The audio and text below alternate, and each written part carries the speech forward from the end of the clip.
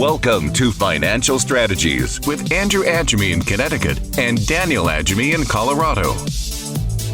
What's missing from your bucket list? Jesus said it this way. Very truly, I tell you, when you were younger, you dressed yourself and went where you wanted. But when you are old, you will stretch out your hands and someone else will dress you and lead you where you want to go. I'm Andrew Agemy. And I'm Daniel Agemy, and you're listening to Financial Strategies. Today, we're talking about preparing for the unexpected, part 2. And if you haven't listened to part 1, go back and listen to that because you're going to be missing a lot if you do not. But AAA, that is pretty interesting. That is really interesting. I think sometimes we forget about that, right? And these things pop up. I mean, hopefully you just slowly age and you're like the client or the client's mother you talked about in the last show that's almost 100 years old and still going. But sometimes stuff happens and far younger than you would expect, that exact thing is happening. Right.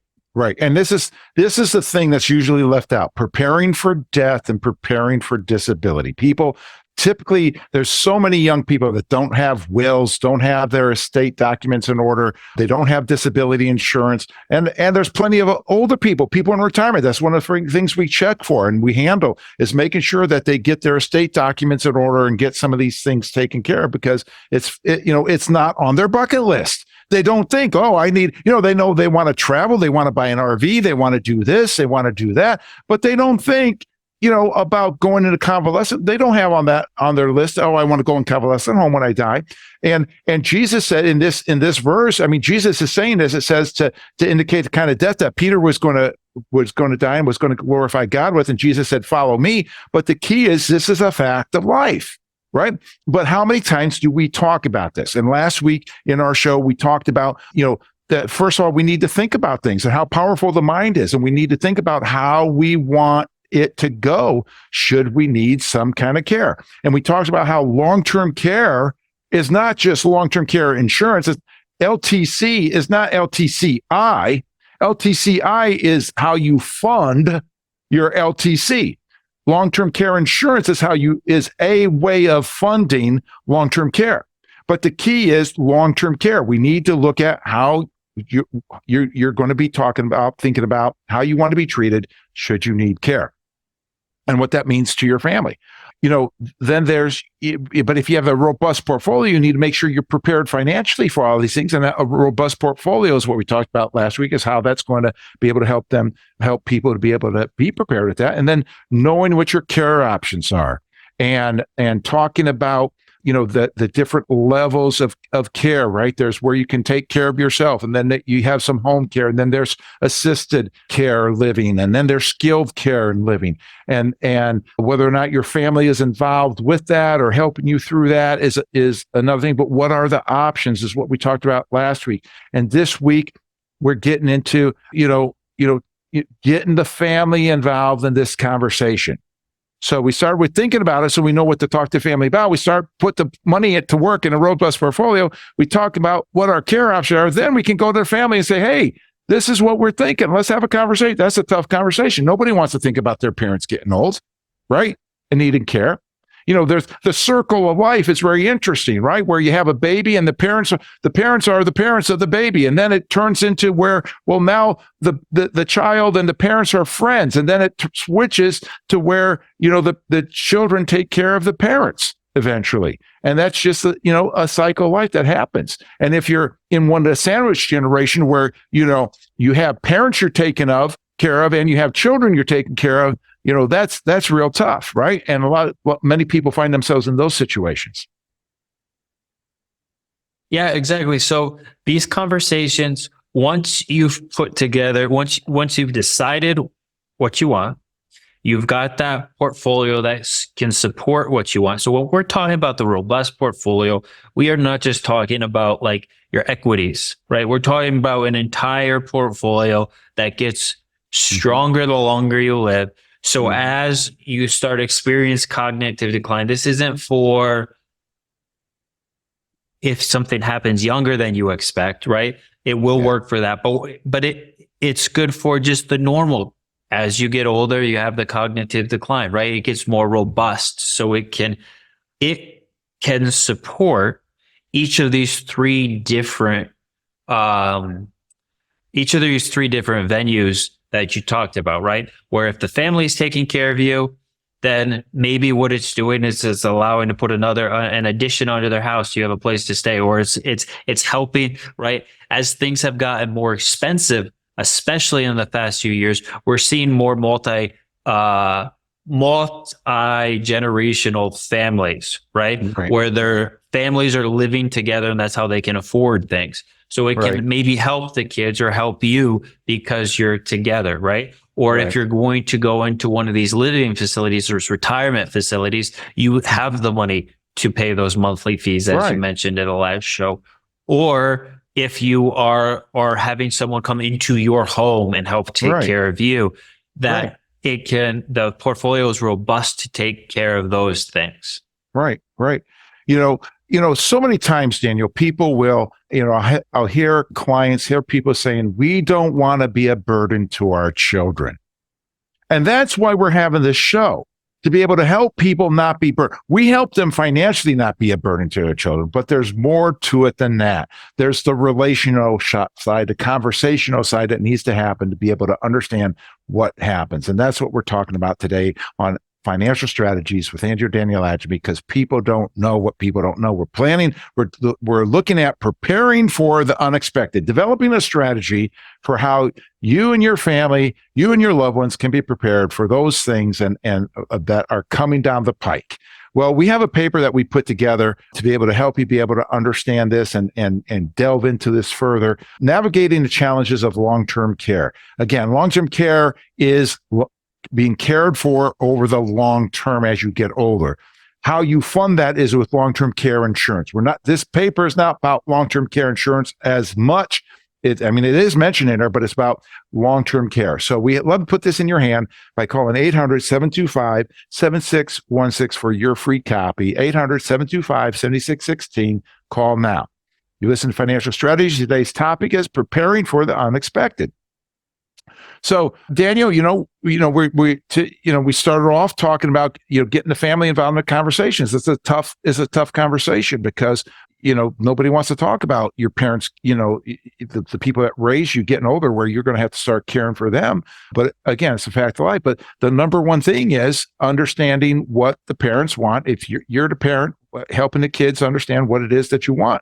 And the question is, who will take care of you? Whether it means actually physically taking care of you, or it means being in charge of the different aspects, right? Because there's the physical, the medical aspect involved, who's going to be able to talk to the doctors. And then there's the financial investment involved, who's going to pay the bills, who's going to make sure that those things are done. Then, I guess you might say there's the other aspect, the physical aspect is where are they going to live and who's going to take care of them. Right. But, having this kind of, what will happen, if the family takes care of you, you need respite care. I think of, one of our newest clients who, years ago, before she was a client, she came in, she talked to us, and I was so concerned about her because she was taking care of her husband at home.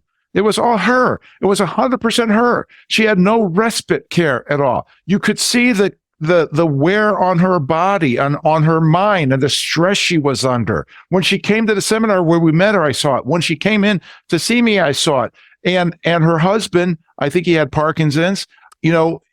I don't know if he was oblivious to the obvious or what, but he was probably better shape than she was from that angle. As a matter of fact, one of the reasons she came in was to make sure she got her documents in order. And so we introduced her to an attorney to be able to help her take care of that. And the attorney said to me, Andrew, I'm concerned about her that she may actually, he may outlive her because of the stress on her life. She needed respite care. She needed somebody to come in to give her breaks, give her a weekend off or some days off so that she could go do some other things and have a break, but she didn't have it. That's, if your family's being involved, how is respite care going to be? I mean, maybe Dan, with your with your 7 siblings and stuff with us, you can have a different sibling come in for the weekend, right? We've heard about that with clients of ours, but the thing is, the conversation needs to happen. The thought process from our first show needs to happen. what you want, and then the conversations need to happen of explaining that, right? We had a coach that always talked to us, and what would he say? Clarity is power, right? You need that clarity. You need that clarity with your children, with your spouse, with whoever is going to be involved. So you're not asking the neighbor, like, as it's happening, to be your what did you call it? The healthcare power of attorney, conservator, or whatever. maker, Yeah, conservator. Decision maker. Right. Yeah. So those conversations need to happen, and then the documentation. Is that correct? Or we're going to documentation next? I don't think we're quite there just yet, because I want to say that, when you're having this conversation, a couple of things. First of all relationships, most important thing in life is relationships. Relationships are built upon trust. You don't have trust unless there's some kind of understanding going on. You don't have understanding without effective communication, because just talking doesn't mean you're communicating. Right. And how do you communicate? How you communicate is asking good questions and answering them properly. Not a 20 question thing where, just give yes or no answers, but where you're answering them with thought out questions. Kids say, Mom and Dad, how do you want to be treated? And you've got an answer for them, right? So questions lead to effective communication, lead to understanding, lead to trust, lead to the relationship. And that's what we're talking about, is building these relationships so that and having this effective communication going on. And one of the things to be able to understand in that is typically men die first. Women live longer. And like in that example, now the rest of the story with our client there is that he did die. And then that's actually when she became our client, because she didn't know, he was handling the money. She didn't know what to do with it. And we helped her with that. But, and now she's so much more stress-free, which is great. But many times women take care of men. And so a lot of times when it comes to long-term care insurance or needing long-term care, it's the women that need the long-term care, because the women are taking care of the men at home, and then there's nobody to take care of the women. So then they're the ones that go into the nursing home. And if you go to a nursing home, you see a lot of women in care facilities right now, right? Because women live longer, men die first, and that's a significant thing. But it's understanding and having that conversation. But then, yes, like you say, Daniel, drafting the documents. But I see that we're getting near the end of our time, and we'll talk about, because drafting documents, there's 4 to 5 different kinds of documents. 1 or 2 of them are for death, and 3 or 4 of them are for life. And we're going to talk about that when we get back from break. But you're listening to Financial Strategies with Andrew and Daniel Agemy. Today, we have a book called 3 Blind Mice. And many times the financial person, the accountant, the attorney are blind in regard to what the other one is doing. And so you cannot have a coordinated program, coordinated strategy, if all of them are not working together. So we love to put this book in your hand to help educate you further on it, so that you can know what you don't know, and you can be able to make smart decisions. Call us 800-725-7616 for your free copy. 800-725-7616 for your free copy. Next 5 first-time callers for the book, 3 Blind Mice. Call now. This is Financial Strategies with Andrew and Daniel Agemy. Important financial question. Are you feeling confident that you have enough money saved to enjoy a stress-free retirement? Honestly, I'm not sure. That's where Retirement Income Source's investment advisory arm comes in. We exist to help you invest your money smartly. I'm struggling to accept my retirement without a steady paycheck. So can you help me invest into a profitable revenue plan? Absolutely. We have top advisors nationwide who have a fiduciary obligation to you, helping you generate retirement income. I learned a lesson 40 years ago, long before I was even in this business, from my father-in-law, and something that he went through. Daniel, I've always taught you guys, trying to teach you guys how to, the best way to get knowledge is through the experience of other people, right? The cheapest way to do that. So thing I learned many things from my father-in-law, but one of the things, my father-in-law was a great guy, and he was in charge. He was part of the board of a ministry, college ministry at University of Toledo, and unfortunately the campus minister died unexpectedly, car accident. He and his wife both dead, no children, no will, nothing. My father-in-law was very much involved with taking care of the final arrangements on all the things and getting things. He had his hand in probate and so forth in a lot of different ways. And one of the things that I learned from that, one of the big things that stuck with me is the amount of time, money, and effort that you put into something to prepare for when something happens is nothing compared to the time, money, and effort that those after you will have to take care of and be charged with. I'm Andrew Agemy. And I'm Daniel Agemy, and you're listening to Financial Strategies. Today, we're talking about preparing for the unexpected. This is part 2.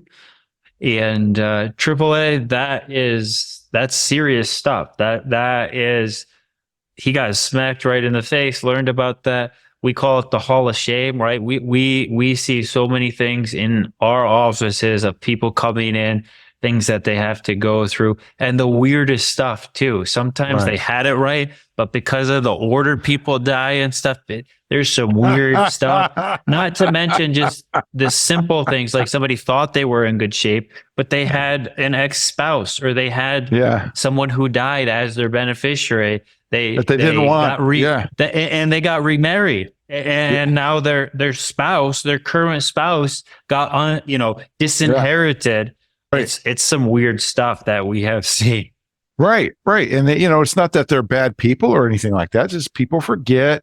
They don't think about things, right? They get busy with life, right? And stuff happens. And that's why it's important to be able to listen to this show and have, take that in consideration. But there's so many things like that happen, that we see so many mistakes, that so many things that people do. That's just crazy. But, so we talked about in today's show, last week, we talked about, thinking ahead, thinking about things, or how you want to be treated. Should there be a death? How do you want your funeral? Or if you're disabled, you need long-term care, what do you want to happen? Preparing a robust portfolio that will be able to fund it all for you.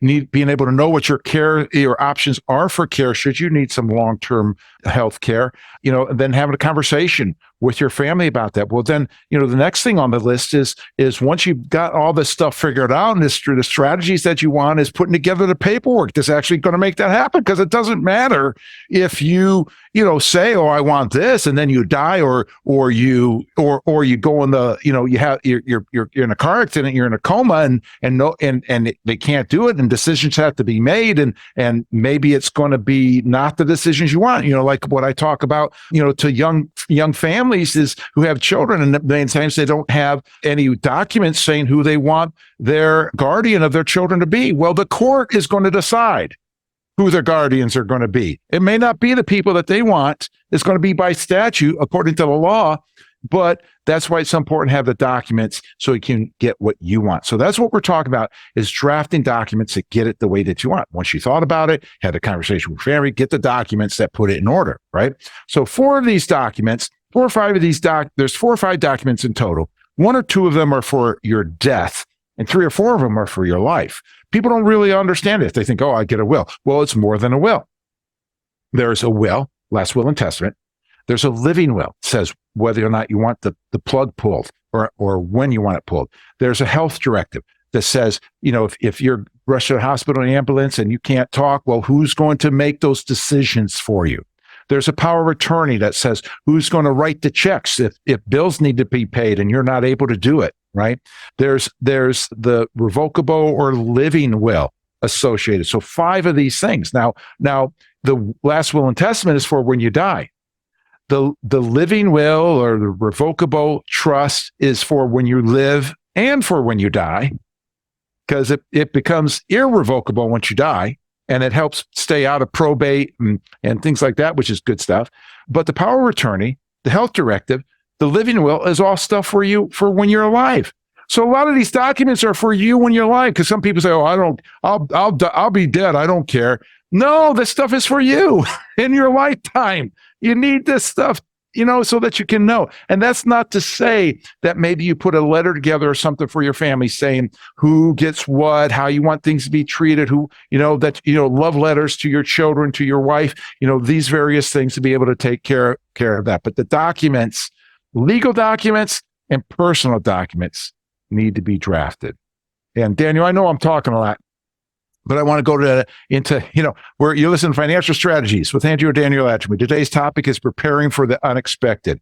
And today we have a paper that goes along with today's show that, we'd love to be able to put in your hands to be able to educate you further on this stuff. And that is called Navigating the Challenges of Long-Term Care. Again, this is not long-term care insurance, it's long-term care. Long-term care insurance may be involved with that, but how the care that you need over the long term when you get older is what we're talking about. We'd love to put this paper in your hand. Ask for it by name, challenges, because call it challenges for long-term care, 800-725-7616. Call for your free copy. You listen to Financial Strategies because people don't know what people don't know. Daniel, pick it up. Triple A, these documents are very important. And a lot of people don't know they exist, and a lot of people don't have them, right? Mm-hmm. And you had mentioned jotting down some notes. That's if you have nothing, well, there's two parts. Jotting down something in your handwriting is better than nothing. Right. For a will. Yes, exactly. For a will. Yes. Okay. Better than nothing. Exactly. So that's a good start.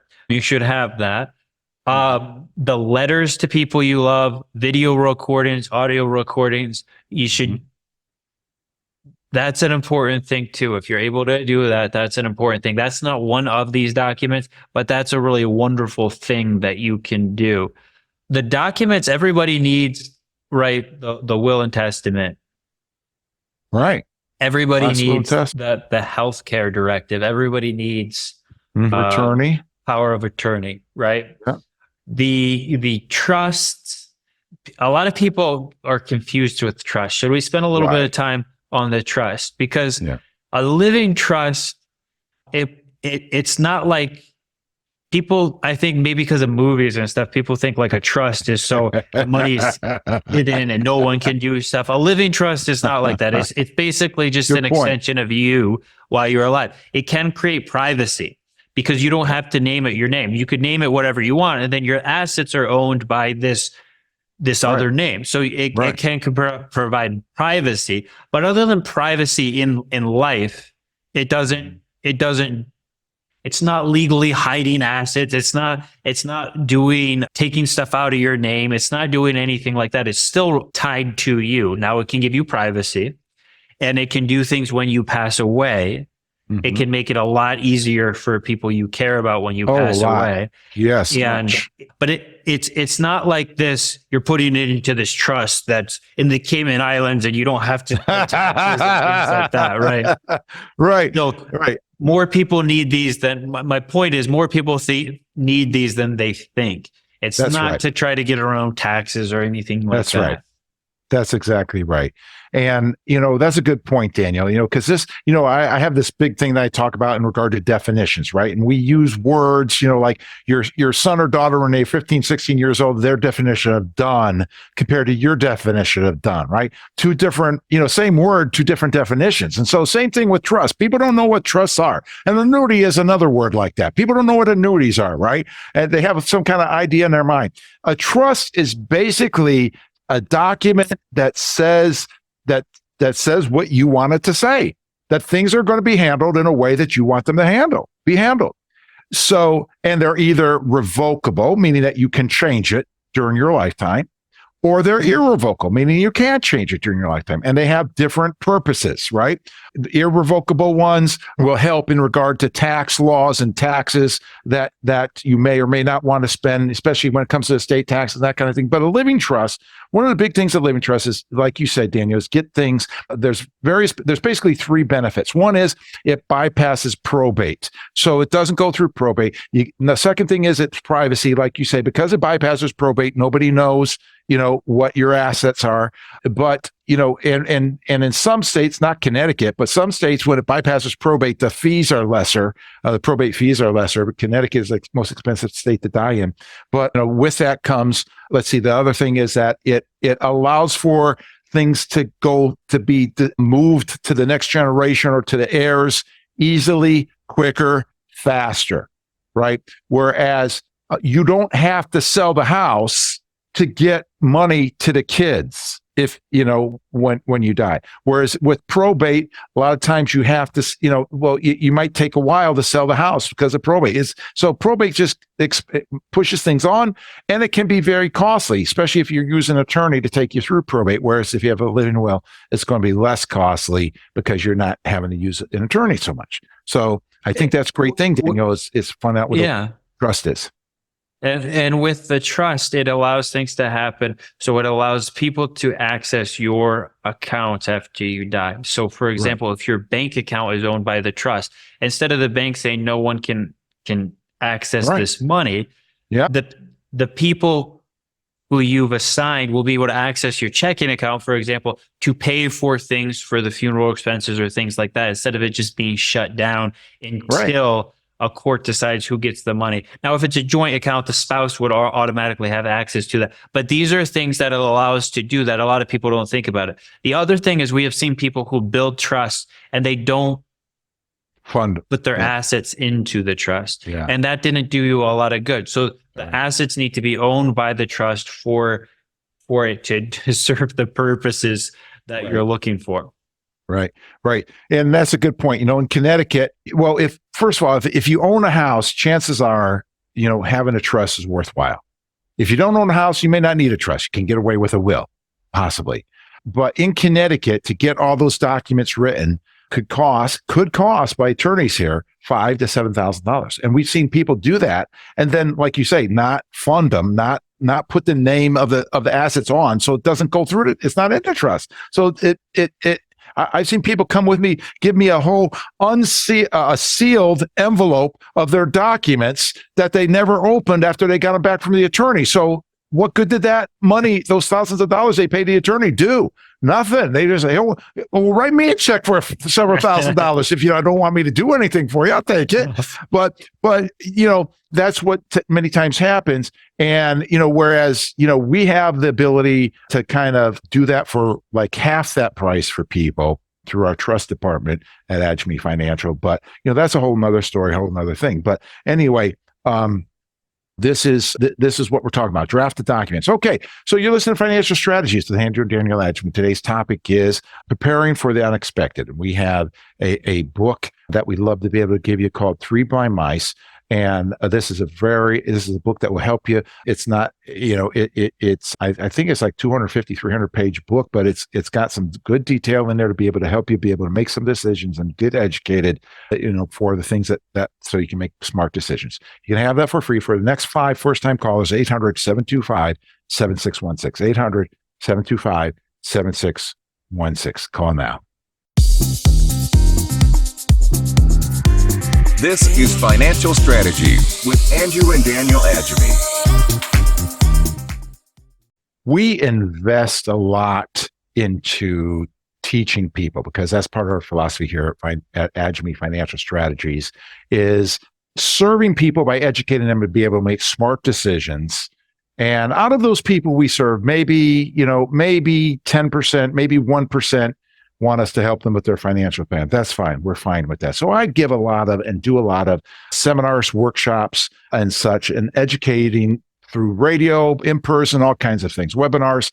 And this one time I was doing a workshop and I was talking about beneficiaries. And I was talking about how important it is to be able to check your beneficiary because you don't want your beneficiary, like if you get divorced, you don't want to leave your ex-spouse on as your beneficiary for your life insurance. And, because then they get the life insurance. And a lady in the crowd raised her hand and said, "That's me, Andrew. That's me. My ex-husband died and never took me off of being his beneficiary. And I got the life insurance money. I am so grateful." I'm Andrew Agemy. And I'm Daniel Agemy. And you're listening to Financial Strategies. Today, we're talking about preparing for the unexpected. And this is the second part in the series. So if you haven't listened to the first, go back and check that out. There's a lot of good information in there. AAA, we trade our time for money, right? That's typically what happens. And that's what society expects. That's what people do.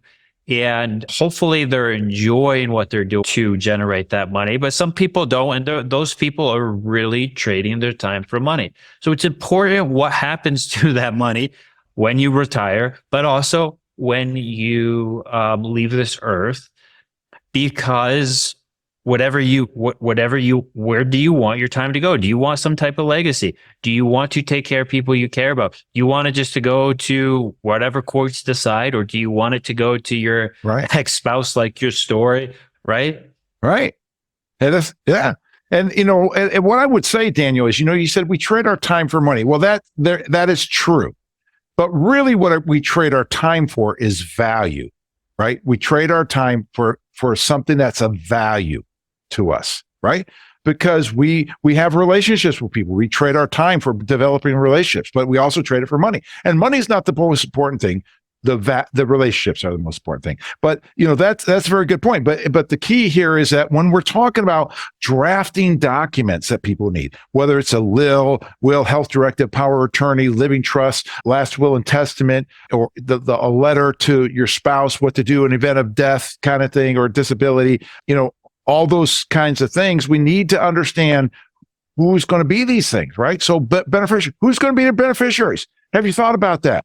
We have clients who have children who are estranged from them. We have a client I saw recently whose son wants nothing to do with her, so she wrote him out of the will. Who do you want your beneficiaries to be?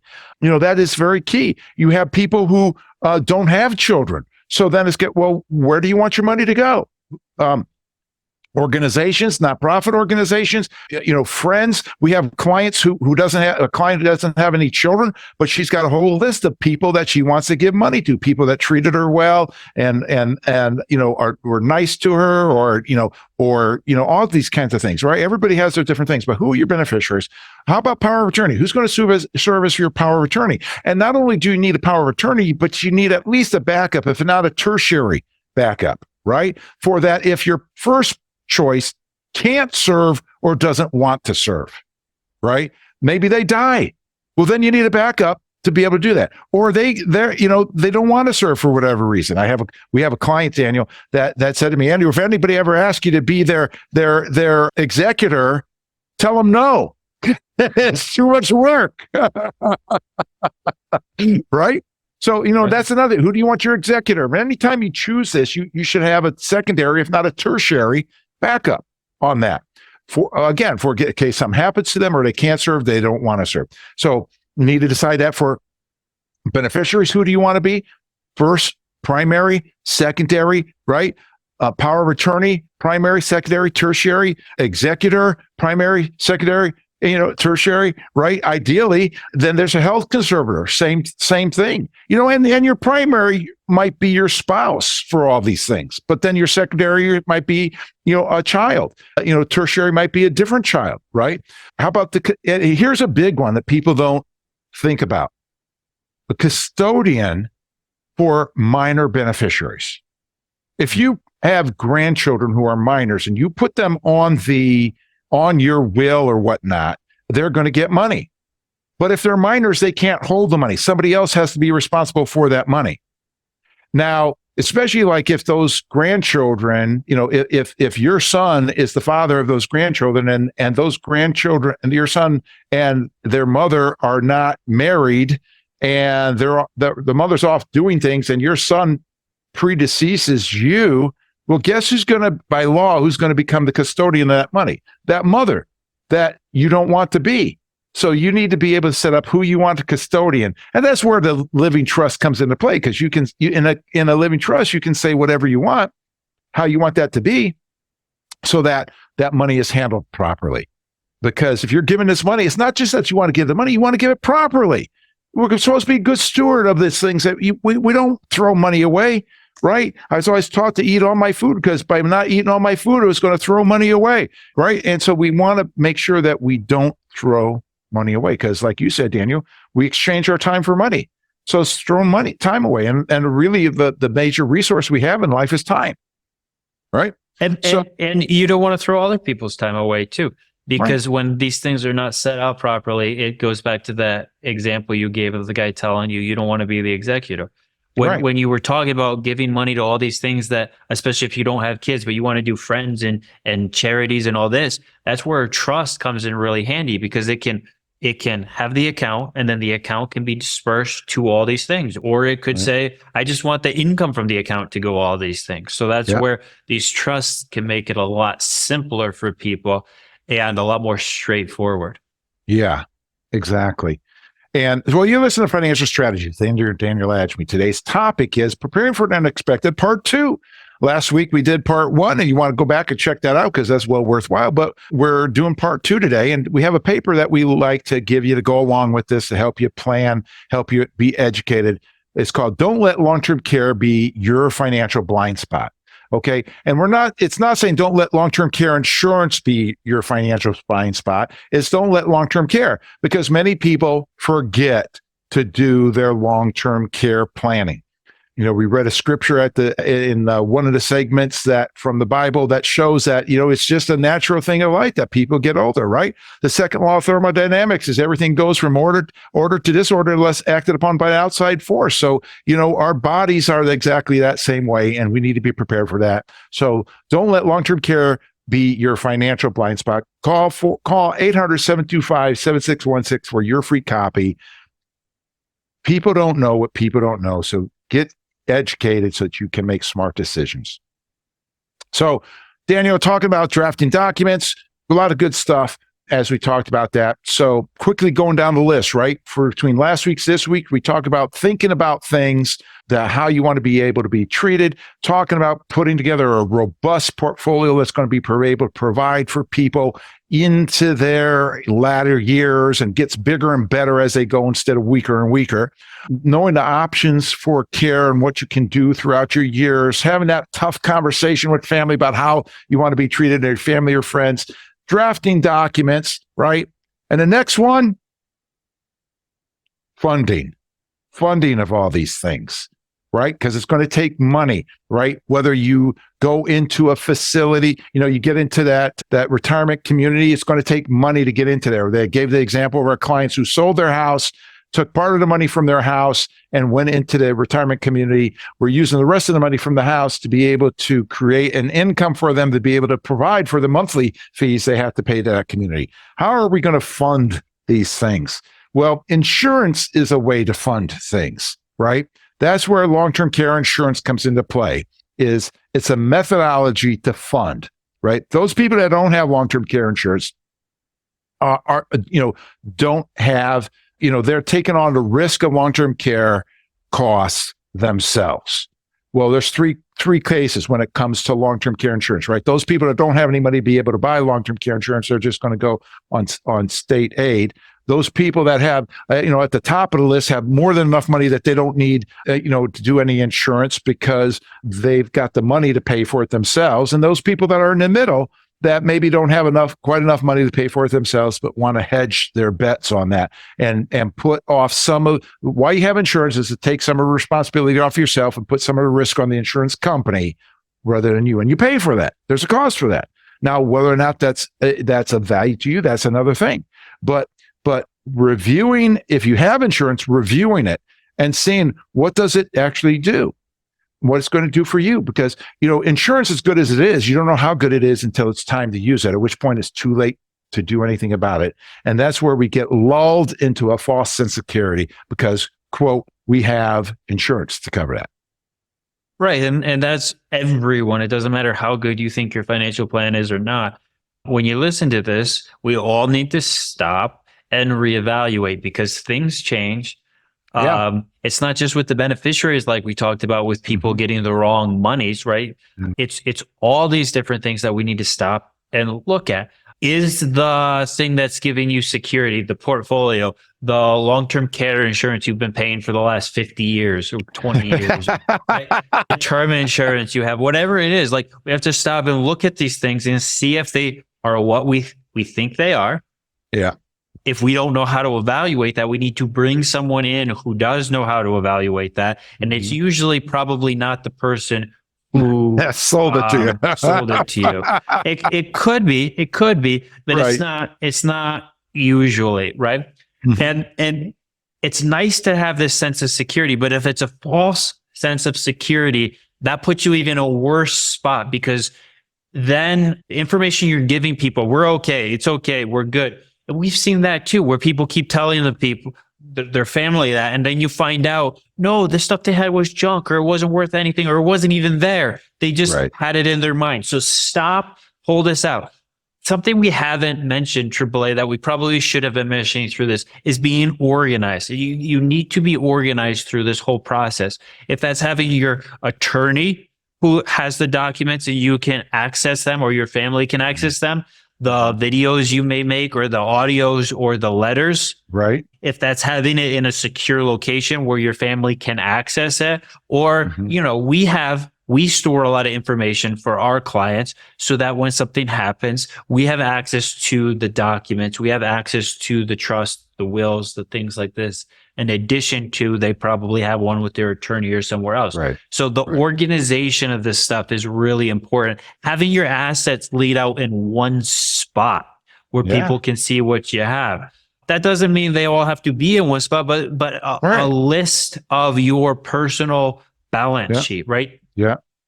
Yeah, exactly. And I think I had a friend, a longtime friend, 40, 50-year-old friend, or had been a friend for 40 or 50 years. So just died years ago, just died recently.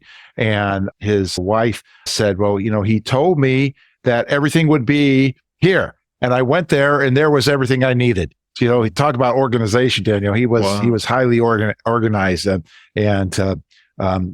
this is a wake up call for me. I'm not as organized as that. I need to get. I'm thinking, man, I'm making notes, man. I gotta work better at this. But one of the things, and that reminds me, I want to come back to. We're just running out of time. This day is going real good, but we're going to talk about false security a little bit more, and I want to talk about something else that I forgot, but I'll come back after break with. We're giving away a book.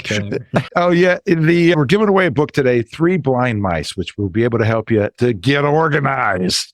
And this book is for free for the next 5 first-time callers at 800-725-7616. You're listening to Financial Strategies, the Andrew and Daniel Agemy, because people don't know what people don't know. And a educated retiree is a happy and stress-free retiree. First 5 first-time callers at 800-725-7616. This copy of 3 Blind Mice by Scotty McLean. Call now. You're locked on to Financial Strategy with Andrew and Daniel Agemy. Time for some tough questions for these financial advisors. What makes retirement income source different from other financial? Our extensive experience generating investment income quickly so you can have financial peace of mind, navigate your retirement smoothly, and have more time to spend with family and doing the things you love.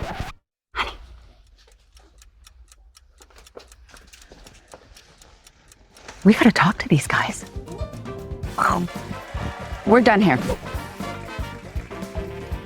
Countless times I've had people come to me when I ask them about if they have long-term care insurance. They say, oh yeah, I have long-term care insurance. And I say, well, let me look at that policy. Let's see what it looks like. And then I look at the policy, and what the policy is going to do is like going to pay for 1 year. It's going to pay for, like 2 days a month, and it costs like, $2,000 a year premium to cover that. I'm Andrew Agemy.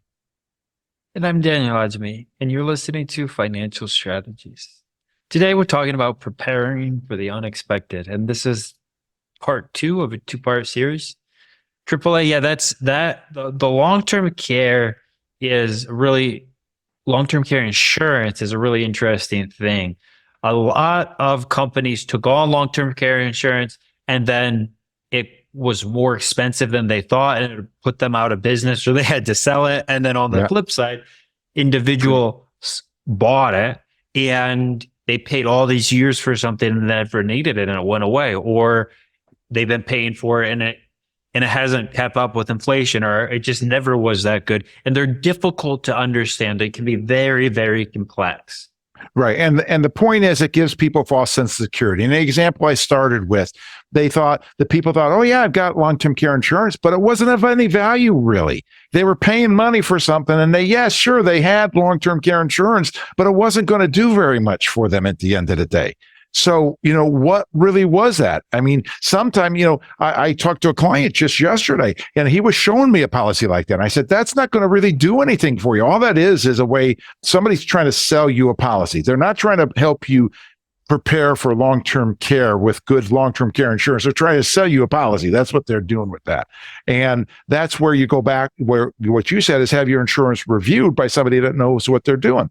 And, and so many times people come in and their premiums have increased and long-term insurance like you said, Daniel, maybe we should just do a show on long-term care insurance at some point because it can be so complicated, right? But the thing I want to bring out today when we're talking about funding people's long-term care need is insurance is a part, can do that to an extent or all or whatever, right? The more risk you put on the insurance company, the more it's going to cost you. But there's two types of insurance that I want to get into today. One is the traditional type that the problem to me with the traditional type, even if it does cover what you need to cover is, should you drop dead, you get nothing. So the only time you get, it's like car insurance. The only time you get anything is if you have a car accident or hurt your car. Well, the only time you're going to get anything with the traditional long-term care insurance is if you need long-term care of some sort. And if it doesn't have home care, it's even more egregious, right? Because at least if it has home care to it, you can at least stay at home and pay for that, hopefully. But, if you drop dead, you paid all those premiums all those years and you never got a single thing out of it. And it's not as cheap as car insurance. That's the problem with it. Now, on the other side, there's a hybrid insurance, which goes into, those in our listening audience, goes into what Daniel was talking about when he was talking about the 3-pillar portfolio, robust portfolio that people have to be able to give them one pillar gives them a guaranteed income for the rest of your life, like a pension or whatnot, or their own self-employed pension. The other is a pillar that leaves your money liquid and leverages your money in the event of death and long-term care. It's a hybrid policy. It's great. And then the third thing is, creating a portfolio of robust investments that are going to have some hedging and leveraging effect over time that will grow as you get older to provide the money that's needed to fund these things so that you can push off digging into your portfolio, digging into your assets until you're 99 years old, like our client's mother is. So this is huge to be able to understand what goes into funding the need and the false sense of security that people have. Well, I have a policy, but they don't know what it is. Just because you have one doesn't mean that it's of any value. And long-term care costs a lot more. It's in one of those papers, I think, that we're giving away today. It costs a lot more than people expect. So we think insurance is a good part of a portfolio, but we don't have time today to get into how they all work and what the differences is. For some people, as you mentioned before, AAA, they don't have enough assets to even worry about it. Right. Some people have so much money that they can self-fund, and then there's someone in the middle. So each person is unique. This is a part to help with this, especially because it's so expensive. And getting help to come into your home is so expensive. So we look at a lot of different things to fund the long-term care. We look at a lot of different ways. And we see this 3-pillar portfolio as being able to help. You did a great job of explaining it. The income of the portfolio also can help either pay for that or it can pay for insurance so that you're not self-insuring. So there's a lot of different things it can do. Exactly. What's so cool about that is it forms an arbitrage and a synergy that compounds your portfolio, compounds the strengths of your portfolio, and compounds the protection of your portfolio, which is just amazing, especially when people don't want to run out of money or, before they run out of life. You're listening to Financial Strategies with Andrew and Daniel Agemy. Today's topic is preparing for the unexpected, part 2. And we've been having a great time here, and I hope that if you've been listening very long, I hope that you're enjoying this. But we're giving away a paper that will continue the information that we're giving here. This is not the one that talks about long-term care insurance at all, but this is called "Don't Let Long-Term Care Be Your Financial Blind Spot," and talking about exactly what Daniel just summarized, all the different things. Yeah, sure, you could use long-term care insurance, but the most important piece is investing for income, creating a portfolio that's going to hedge your bets. It's going to be able to grow with inflation. It's going to be able to get you what you need to be able to live the rest of your life. You can have that paper for free by calling us at 800-725-7616, 800-725-7616. Don't let long-term care be your financial blind spot. Call now. Listen, financial strategies. Today's topic is preparing for the unexpected because people don't know what people don't know. Daniel, we just have a few minutes left. We're talking about funding the long-term care need. And we mentioned that, but we just have a couple more points yet, right? We have 8 points to this whole 2-part series, and we've been through 6. Okay, hit the next one, man. Well, 7 would be working with fiduciary, working with someone who has experience. We have seen people need to get experience somehow, and we try to learn from other people. Right? We're always looking, we're seeing. But if you don't know anybody who's gone through these things and you're trying to advise, the only way that you can do that is by learning from the people you're advising with, right? And so the difficulty comes in if you're trusting someone that doesn't have the experience and has not done it themselves. You don't want to be somebody else's guinea pig. And so when you are assessing who you're going to work with, who's going to help you build this plan, you need to make sure that they have the experience. They've seen what goes on and that they can help you and that they're legally required to do what's in your best interest. Not what's suitable for you, not what's good enough, but that what actually is in your best interest. Exactly. And a true income specialist is what we're talking about here, not just fiduciary, right? And so we can get into the definitions of all those words, and true income specialist is key. There's a lot of people who pass tests and get initials after their name that say that they're smart people, but that doesn't mean they know what they're talking about. Textbook knowledge versus real world knowledge are two different things. I learned from a lot of people. I've been in this, and I'm now in my 4th decade of doing this. Daniel's learning from me. He's in his 2nd decade of doing this, but learning from me and coming alongside me. And Michael has been with us for 6 years and full financial advisor. If you know anything about our firm, for you clients who are listening, thank you very much for your trust and confidence.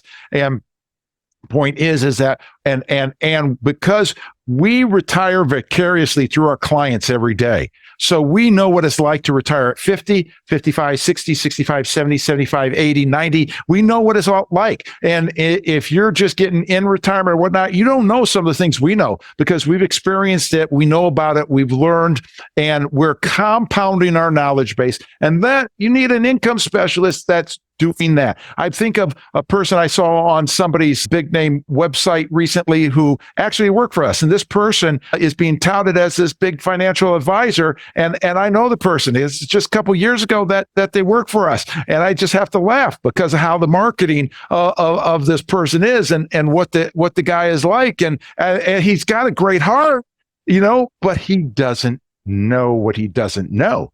That's the problem. I mean, it's one thing if you and our listening audience don't know what you don't know, but if you get the right people around you, like a good CFO does, to be able to educate you in those areas, then, that's a beautiful thing. And that's what we're talking about, working with somebody, a true income specialist. So, that can design and fortify this robust portfolio, this 3-pillar robust portfolio that we're talking about today and last week. The last thing can help you understand these things, and that's what this show is about. But so you can have the conversations that you need to have with the people you care about, right? With the people that may be supporting you, with the children, the adult children that have the questions for you. That person that can coach you up on how to have these conversations, what's needed, the documents, those kinds of things to make that a smooth. It's going to be tough conversation already, but make it as smooth as possible. Right. And we talked about most important thing in life is relationships. Relationships are ultimately built upon asking the right questions and effectively communicating with the right questions. And so that's what we're trying to do. At least if you don't know what you don't know, at least hopefully giving you some questions that you can ask so that you can, the right questions so that you can know what you don't know, right? So the 8th point of preparing for the unexpected is reviewing regularly your plan and updating it accordingly because things change. This client I talked about that wrote, her son out of the will because up until recently she had a relationship with her son. Now he doesn't want anything to do with her at all, so she's just writing him out. Things change, right? Grandchildren come, things change, right? All these things change. Laws change. You need to review it. It's not a one and done kind of thing. We got to make sure that it's meeting the need going into the future, especially if it's not done properly to start with. So these 8 points that we talked about, think about what's going on and what you want to do in the event of death or some kind of long-term disability. Prepare your finances to be a robust portfolio. Understand what your options are for care. Have that tough conversation with your family. Draft the documents that are needed. Fund the need, and then work with a true income specialist to make sure everything is going in the right direction, reviewing the plan, reviewing the strategies regularly on some kind of regular basis. If it's more than 5 years and you haven't reviewed it, you better go back and look at it again. Because like we said, our big example is getting a divorce or remarried and still having people on as beneficiaries that you don't want to be your beneficiary. So, Daniel, we got 1 or 2 minutes. Anything else, or we're ready to close this out? No, I think that's great. That's a great recap. This was not meant to detail how each of these things work. This is just to give you an overview of the things you may not know about and how it all comes together synergistically. And so to get the details on each individual piece, you could probably listen to some of our other shows. We may be doing one on long-term care insurance coming up here. But this was just to give you the questions you should be asking, the conversations you need to be having, and especially those documents we went over are extremely important for people to make sure that if they don't have them, they get them, and that if they do have them, they update them and know where they are. Excellent. You've been listening to Financial Strategies with Andrew and Daniel Agemy, this father-son team coming to you from Denver and Connecticut to be able to help you know what you don't know, because an educated retiree is a happy and stress-free retiree. We would like to give away this book called 3 Blind Mice to you and the next 5 first-time callers at 800-725-7616. Call for your free copy now, and we will look forward to continue to educate you as people don't know what people don't know. So listen to Financial Strategies.